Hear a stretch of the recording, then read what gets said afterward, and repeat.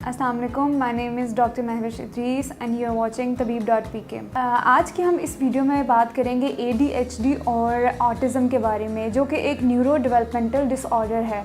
सबसे पहले तो हम इनके सिम्टम्स के बारे में बात करते हैं कि कौन से ऐसे सिम्टम्स हो सकते हैं जिनसे आप अंदाज़ा लगा सकते हैं कि उनको कोई मेंटल डिसऑर्डर है। ये वीडियो जो मदर्स देख रही हैं या जो टीचर्स देख रही हैं वो ज़रूर इस वीडियो को देखें और सुनें कि वो किस सिम्टम से, बच्चों की किन आदात से या किन हरकत से अंदाज़ा लगा सकती हैं कि बच्चे ऑटिज़म या ADHD से सफ़र कर रहे हैं।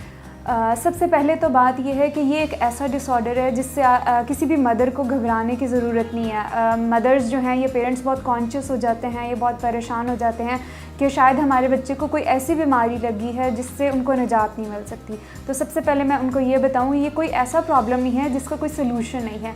सिर्फ थोड़ी सी अगर आप फोकस करेंगे उनकी डाइट पे, उनके बिहेवियर पे, उनको थोड़ा सा आप फोकस करना शुरू कर देंगे तो ये सिम्टम्स काफ़ी हद तक सबसाइड कर सकते हैं। सबसे पहले अगर हम सिम्टम्स की बात करें तो 3 मेन डोमेन्स हैं जिनमें हम इसको कैटेगराइज कर सकते हैं कि कौन से ऐसे 3 डोमेन्स हैं जिनको आप बिल्कुल टॉप लाइन पे रख सकते हैं। सबसे पहले इम्पल्सिवनेस है, फिर अटेंशन डेफिसिट है और हाइपर एक्टिविटी। ये 3 मेन डोमेन्स हैं। इम्पल्सिवनेस क्या है?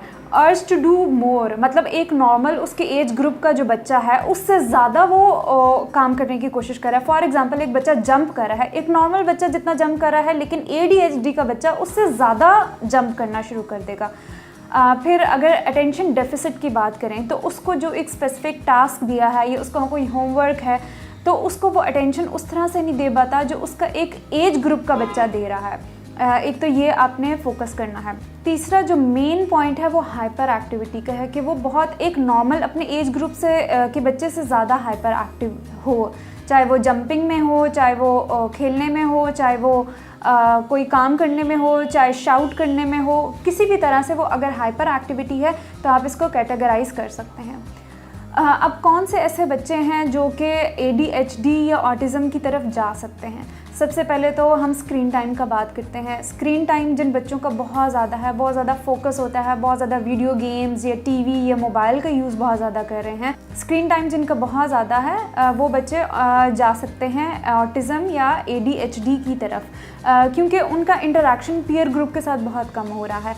उनका फोकस मेनली अपने मोबाइल की तरफ है, तो वो जब डाइवर्जन आपकी एक तरफ हो जाती है तो बच्चे फोकस नहीं कर पाते। तो मेन हमारा यही है, चाहे टीचर्स हैं या मदर्स हैं, वो इस चीज़ को देखें कि अगर आपके बच्चे का फोकस बिल्टअप नहीं हो रहा, अगर उनको एक टास्क दिया हुआ है उसको वो एक पर्टिकुलर टाइम पे कंप्लीट नहीं करे, या वो किसी एक पर्टिकुलर गेम के बारे में या कोई और चीज़ों के बारे में बहुत ज़्यादा हाइपर एक्टिव हैं, तो आप उनको डायग्नोज कर सकते हैं कि वो ADHD से सफ़र कर रहे हैं।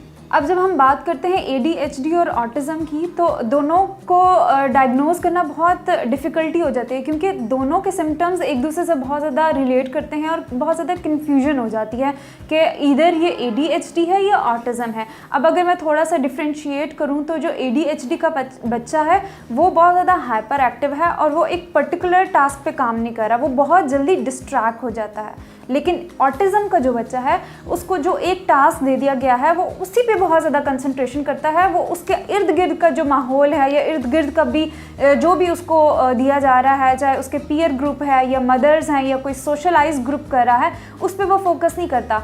वो उसकी अटेंशन जो है सिर्फ एक ही तरफ रहती है, वो फोकस उसका एक ही तरफ रहता है। लेकिन ADHD का बच्चा जो है उसका फोकस एक तरफ नहीं रहता, वो हमेशा डाइवर्ट रहता है। ADHD का बच्चा जो है वो बातें या उसकी जो बातें हैं या किसी से उसका इंटरेक्शन है वो नॉन स्टॉप होता है। लेकिन ऑटिज़म में क्या होता है, वो आई कांटेक्ट नहीं कर पाता। आप अगर उससे बात करेंगे तो वो आपसे आई कांटेक्ट नहीं कर पाएगा। साथ में उसकी स्टिल सिटिंग नहीं होती, वो एक जगह पे आराम से नहीं बैठ सकता। उसकी कुछ हैंड मूवमेंट्स ऐसी होती हैं, कुछ आई मूवमेंट्स ऐसी होती हैं जिससे आपको अंदाज़ा हो जाता है कि ये ऑटिज़म का पेशेंट है। और ऑटिज़म के बच्चे में कुछ डेवलपमेंटल माइलस्टोन्स भी आ जाते हैं जो कि डिले हो जाते हैं, चाहे वो मेंटल हो या फिज़िकल हो, तो उससे भी आप उनको डायग्नोज कर सकते हैं कि ये ऑटिज़म का बच्चा है। अब अगर आपको डायग्नोज हो गया है कि आपका बच्चा ADHD या ऑटिज़म से सफ़र कर रहा है, तो सबसे मेन फोकस क्या है, उनकी डाइट। अगर तो उनमें विटामिन डी डिफिशेंसी है, आयरन डिफिशेंसी है, विटामिन ए डिफिशेंसी है, या उनका फ़ैट का कंटेंट उनकी बॉडी में अच्छा नहीं है, अगर तो बैलेंस डाइट नहीं है उनकी, जो पोर्शन हमारे पास है कार्ब्स का, प्रोटीन्स का, फैट्स का, वो प्रॉपर्ली नहीं ले रहे, और जैसे मैंने विटामिन डी या आयरन डिफिशेंसी की बात की, अगर वो भी साथ में है तो ये प्रॉब्लम्स हो सकती हैं। लेकिन अगर आप उनकी डाइट बहुत अच्छी कर देती हैं, सप्लीमेंटेशन कर देती हैं, सप्लीमेंटेशन में ओमेगा 3 ओमेगा 6 आ जाता है, विटामिन डी की सप्लीमेंटेशन आ जाती है, आयरन की सप्लीमेंटेशन आ जाती है, साथ में अगर हाईली फ़ैट, जैसे हमारा ब्रेन 40% आप कह लें कि फ़ैट से बना होता है, तो अगर हम उनको हाई कंटेंट फ़ैट देना शुरू करेंगे, अगर आप बात करें कि अगर उनकी क्वांटिटी फ़ैट की, जो गुड फ़ैट्स हैं जो बच्चों के लिए बहुत इंपॉर्टेंट है उनकी ब्रेन डेवलपमेंट के लिए, अगर वो आप देना शुरू करेंगे तो काफ़ी हद तक उनके सिम्टम्स सबसाइड कर जाएंगे। नेक्स्ट वीडियो में मैं आपको बताऊंगी कि कौन सी ऐसी ग़िज़ाएँ हैं जो आप अपने बच्चे की डाइट में शामिल कर सकती हैं जिनकी वजह से उनके ब्रेन की डेवलपमेंट अच्छी हो सकती है। इवन प्रेगनेंसी में मदर्स कौन सी ऐसी चीज़ें ले सकती हैं जिनकी वजह से उनके बेबी का ब्रेन हेल्दी हो, उनको लेटर एज में कोई न्यूरो डेवलपमेंटल डिसऑर्डर्स ना हो। तो इंशाल्लाह नेक्स्ट वीडियो में हम उसके बारे में बात करेंगे कि डाइट कैसी होनी चाहिए। और वो मदर्स जो अपने बच्चे के बारे में बहुत ज़्यादा कंसर्न है, वो प्रॉपर कंसल्टेशन लेना चाहती हैं, तो वो नीचे दिए गए नंबर पर कॉन्टैक्ट कर सकती हैं। शुक्रिया।